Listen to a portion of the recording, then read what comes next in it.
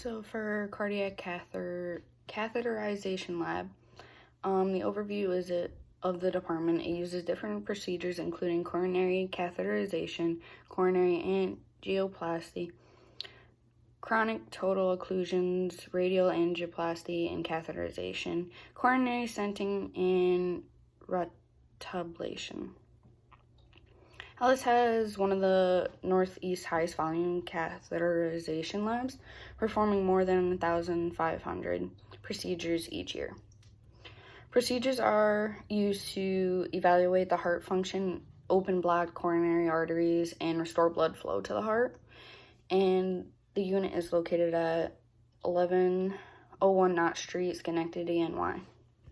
So for my observations of the cardiac catheterization lab, I was able to see one of the coronary catheterizations. It was in the groin artery, and it was on a female patient. It was actually pretty cool to see. I definitely did not see one of those, and many of my family members have had it done to them, check their heart. I've seen 3 radial angioplasty and catheterization, so that is where it goes through the wrist artery instead of the groin. And with the wrist, there's a better recovery time, and you're able to get up and move and not have to stay still for a couple hours. And then I seen coronary stenting too, which was pretty cool because my grandfather, he had a stent put in his heart after having a heart attack. So that was pretty cool to see the procedure that he went. So an advancement for the cardiac catheterization lab was the introduction of stents, the evolution of stent technology. So we start off from bare metal stents to drug-eluting stents so that they will not deteriorate while taking medicine. Education needed to be a part of the catheterization lab. For a tech, you need a 2-year associate's degree and a program with cardiovascular technology. There is certification available through Cardiac Credentially International. And a cardiologist, you need a doctoral degree in medicine, completion of a residency program in internal medicine and cardiology, and you definitely do need a state licensure in cardiac certification. So for the economics and government part of the catheterization lab, so Cath Lab Tech, they make yearly $56,850 and $2,866 hourly, and the projected job outlook is definitely going to increase 1.5%. And for the cardiologist, they make about $208,000 a year and $100 hourly, and the growth rate is over the next 10 years is supposed to grow 7%.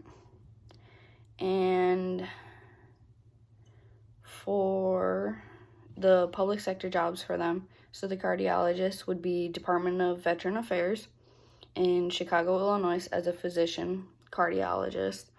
And then for the tech would be Mayo Clinic in Jackson, Florida. So for connections in the cardiac cath lab, to self would be my papa. He had 3 stents placed in after having a major heart attack. Many people develop heart disease, which is normally coronary heart disease. About 18.2 million adults age of 20 and over have CAD, coronary heart disease. Text would be the glass spare. A girl named Will, that's short for Wilhelmina. She could turn things and objects into gemstone. She accidentally touched her brother and turned him into gemstone, and she was trying to save him, so she grabbed his chest, like his shirt, and she touched him, and it turned him from his heart out into a gemstone. Recommended reading would be the Cardiac Catheterization Handbook by Morton J. Kern. It's a guide for techniques used in the care of patients undergoing these procedures. And my evaluation would be, I definitely did like this experience. It was pretty cool going from room to room and see all the different procedures that they perform. Definitely weird with the bunny suit, pretty big, but I could definitely see myself going into this career as a tech. So for my second rotation, it was interventional radiology. The unit specializes in minimally invasive targeted treatments using X-ray, ultrasound, and other diagnostic imaging techniques.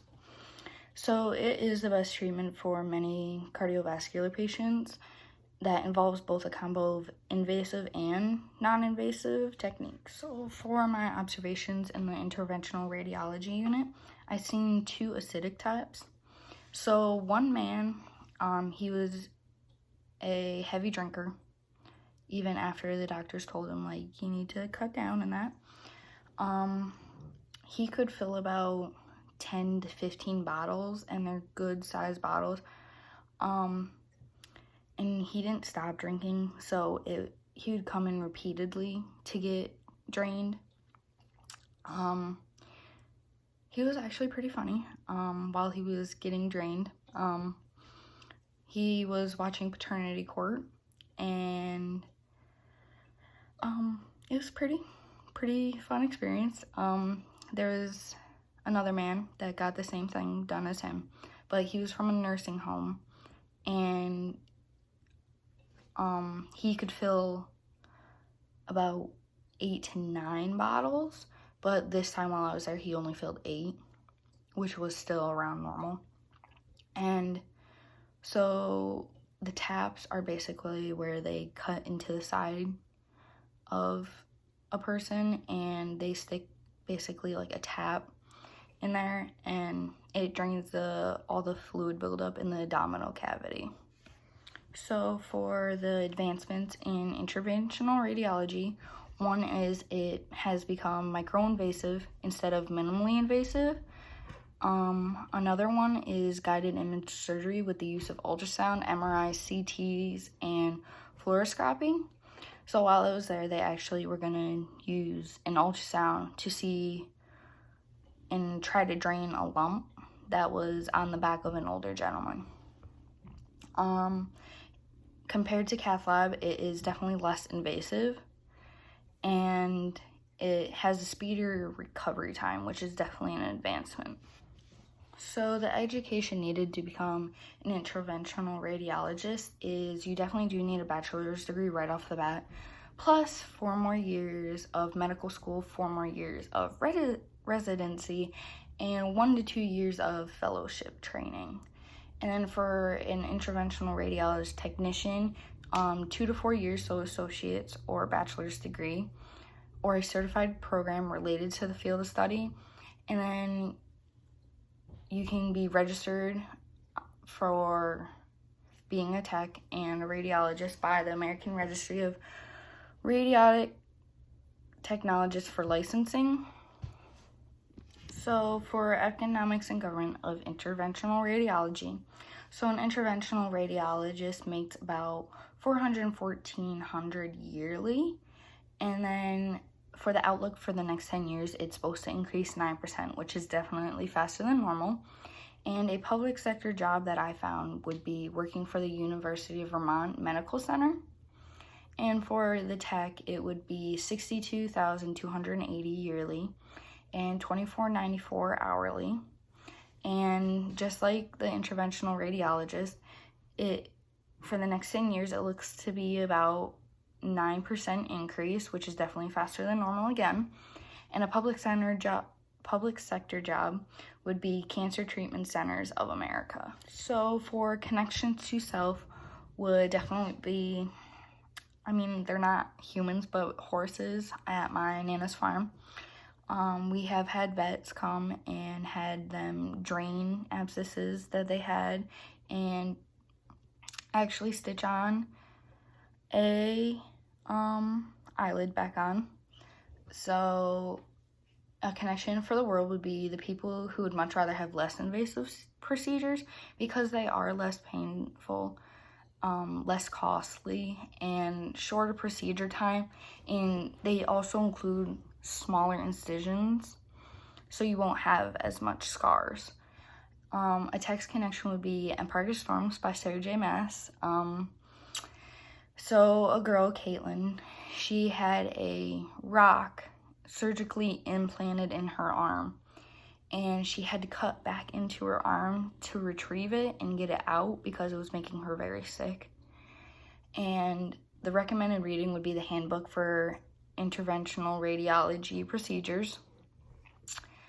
It has useful information on common procedures in interventional radiology, and it keeps you up to date with the rapid changes within the departments.